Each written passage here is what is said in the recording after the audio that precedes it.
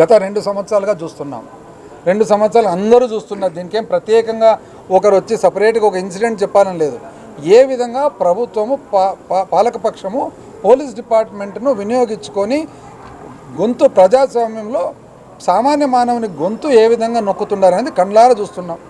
ఇప్పుడు 2024 ముందర ఏ ఒక్క వ్యక్తి కానీ పోలీస్ స్టేషన్కి పోయేదానికి ధైర్యంగా పోయేవాళ్ళు, కేసులు రిజిస్టర్ చేసేవాళ్ళు, ప్రతి ఒక్కటి మానిటరింగ్ జరిగేది. ఇప్పుడు నిజం చెప్పాలంటే రికమెండేషన్ లేని ఎంతమంది పోలీస్ స్టేషన్ లోపలికి పోగలుగుతున్నారు? అసలు ఎవరన్నా కానీ గుణ మీద చేసుకొని చెప్పండి. రికమెండేషన్ లేకుండా, పాలకపక్ష రికమెండేషన్ లేకుండా డైరెక్ట్గా పోలీస్ స్టేషన్ లేకపోగలిగే వాళ్ళు ఎంతమంది ఉన్నారు? ఇది ఏ విధంగా జరుగుతుంది? ఏ డిపార్ట్మెంట్ అయినా కూడా వాళ్ళ చట్టపరంగా వాళ్ళ రూల్స్ వాళ్ళ చట్టపరంగా పనిచేయాలని ఉంటారు ఉద్దేశం. కానీ ప్రభుత్వంలో ఉండే వాళ్ళు ఒత్తిడి చేసినప్పుడు బెండ్ అయ్యేదానికి అవకాశం ఉంటుంది. అది ప్రభుత్వం ఒత్తిడి చేయకూడదు. ఈ విధమైన పరిపాలన తీసుకురాకూడదు.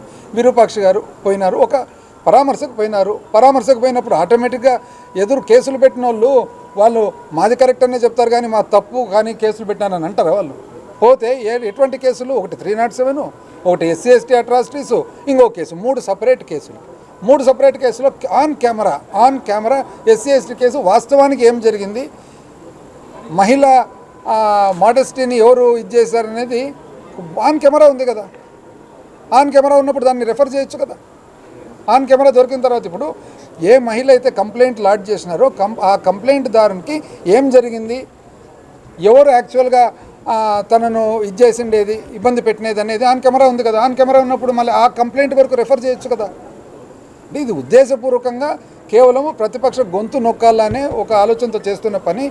ఇవి ఏమైతే ఒక్కటి ఇక్కడ వైఎస్ఆర్సీపీలో మీరు గమనించండి, ఎక్కడ ఎవరు కించిత్ ఒక ఇంచు వెనకడు చేసే వాళ్ళు లేరు, 1 మిల్లీమీటర్ భయపడే వాళ్ళు లేరు, ఎవరు లేరు. అందరూ ఎదుర్కొంటున్నారు, చేసుకుంటూ ఉన్నారు. మాకందరికి కూడా ఒక గట్టి ధైర్యము, నమ్మకము జగన్మోహన్ రెడ్డి గారి సూచనే. ఆయన జీవితం ఏ విధంగా ముందు కొనసాగుతున్నాడో ఆయన జీవిత ప్రకారమే వైఎస్ఆర్సీపీ క్యాడర్ అంతా కూడా కొనసాగుతున్నారు. కాబట్టి ఇటువంటి ఎన్నో విషయాలు ఎదుర్కొంటాము. ఏమి లేదు, డైరెక్ట్గా ఎలక్షన్ వరకు పోతాం, ఎలక్షన్ చెప్తుంది.